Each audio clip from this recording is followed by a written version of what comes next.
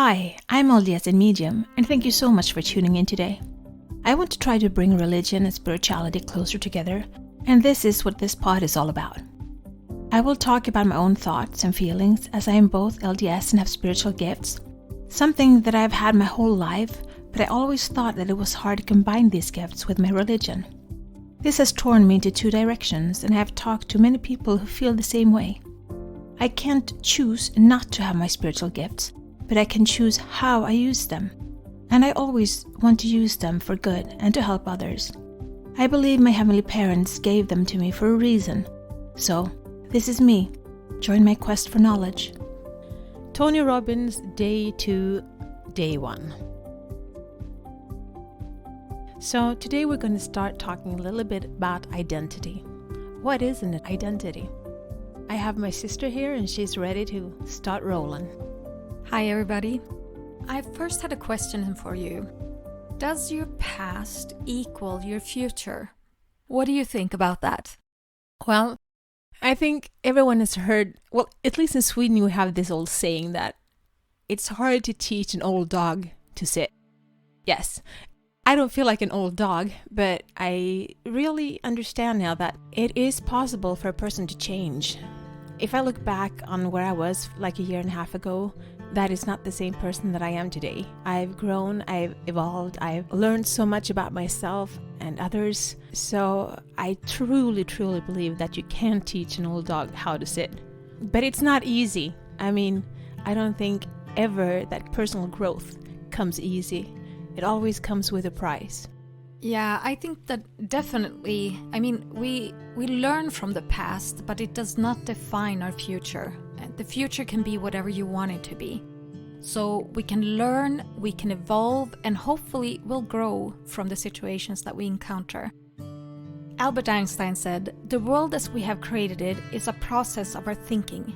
It cannot be changed without changing our thinking." So Tony Robbins said how important it is for us to take control of our minds. Yeah, and he had a good example. He said that if you talk to someone that has stopped smoking, they will say, "Oh, I haven't smoked for like 15 days, 30 days, 3 months, 1 year." But he said if you keep counting the days you stopped smoking, it's because you're going to tell someone that, "Oh, I stopped smoking for 356 days. But in their mind, they keep counting days because they don't have the conviction that they can actually do it for like forever. So if you have the conviction and you've decided, there's no point in counting days because you won't get back into that habit. You will create a new one. Something that I thought about a lot is when, especially relationships, and I think that part of why it's so incredibly painful is that we're so used to thinking about the other person, and we are so used that our worlds are combined, that we do things together, and things that we see around ourselves remind us of the person or things like that. But in order to move forward, you really have to change the way you're thinking. You have to think differently. You have to start thinking about yourself. You have to start thinking about the future and not just linger on the past. And that's the way also to move forward. I agree with that, but it's so hard when you've grown up like me. I grew up in the church, and I learned from young age that my destiny is to be a mom. I need to get married, I need to have a big family, and hold on to the rod of iron, and then be sealed in the temple, and then be a good mom, and come back to Heavenly Father. That's it. And I felt trapped in that vision. And I guess when I got married and I had my first child, and then number 2 came, and then number 3 came, I stopped seeing myself as me. My identity stopped existing. And I saw myself as a wife, and I saw myself as a mother. And that was all I saw myself as. And that was all I lived for. I lived for my husband and I lived for my children. But I stopped living for me. I felt egocentrical when I thought about doing things just for me. And I lost track of what I liked, what I loved, what made me happy. And I became comfortable in the life I had. I didn't have any challenges. Everything was mellow. I was content, but I wasn't happy.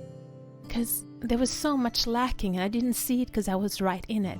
And now that I've taken a couple of steps back from it and I can look back, I see where I erred, and the only one I can change is me. I see where I lost my ability to communicate with my ex-husband, and that is something that I've been working really hard on, finding me and not feeling guilty, not feeling sad or feeling like my ego is talking when I do things for me, things that make me happy, things that give me energy, things that I'm passionate about. Because in the end, we were supposed to do missionary works and we're supposed to bring other souls back to Heavenly Father.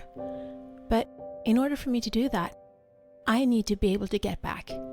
I need to be able to stand before Him and say that I did the best with my life, that I was the best person that I could be, and that I mattered for me, and that I loved me. And that realization, it's not about the ego. I can still care and be passionate about other people. It's just that I can't lose me. I can't neglect me. I need to matter to me. And that has been the hardest part for me this year to start implementing, to set boundaries and to figure out how to love me and be kind to me.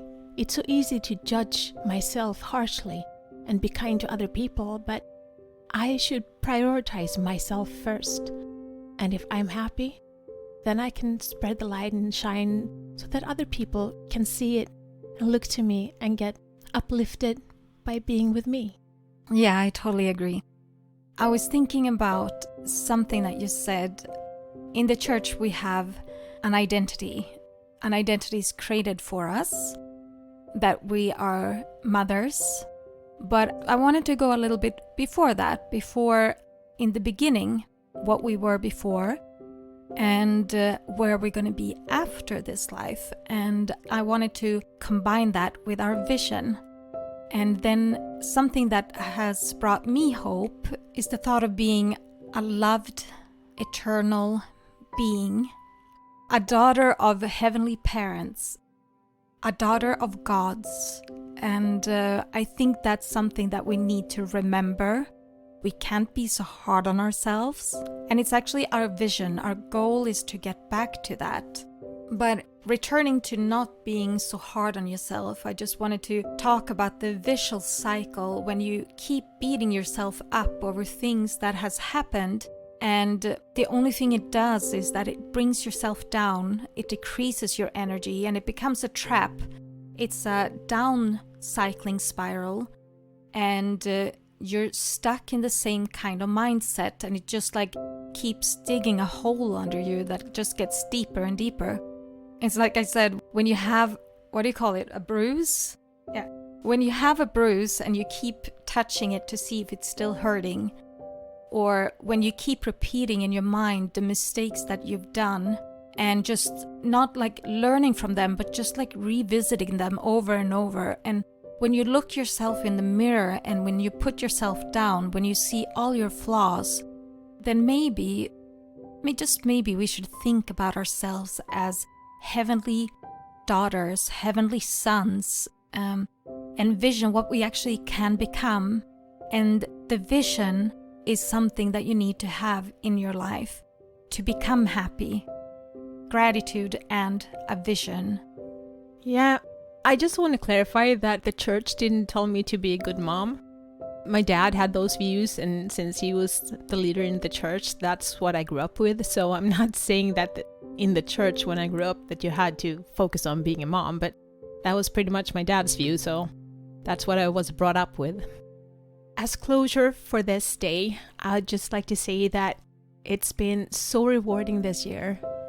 Starting this pod and starting analyzing myself, seeing myself doing things that is uncomfortable, but doing things that actually make me happy.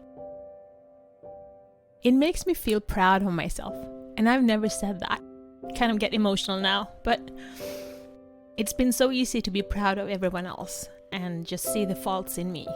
So to stand here and to say that I'm actually proud of the person that I'm becoming, and that I'm looking forward to the second coming of Christ, because I think I'm on the right path and on the right track.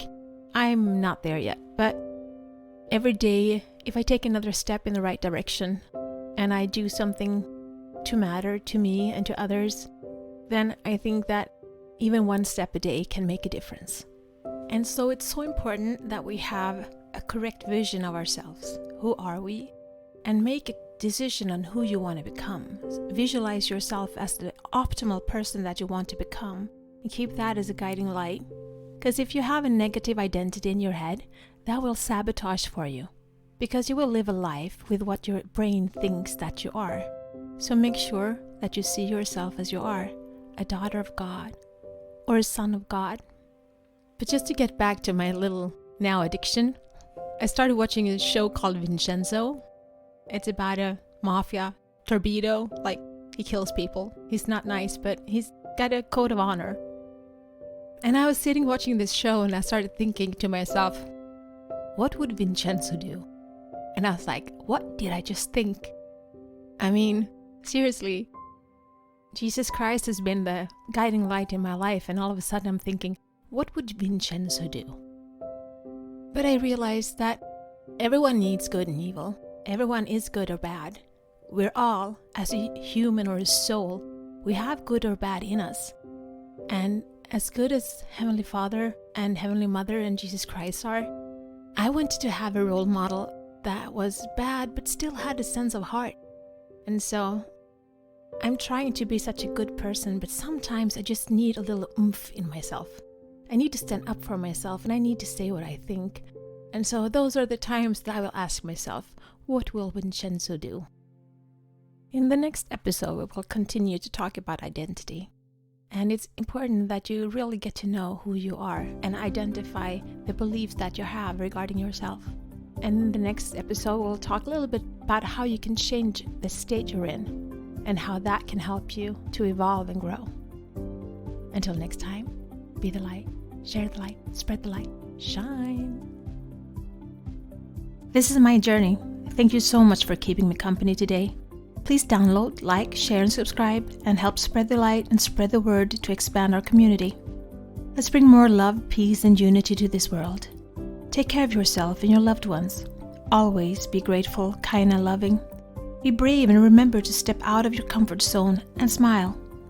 If you support us on Patreon, you will get access to our meditations and extra materials so you can download them as MP3.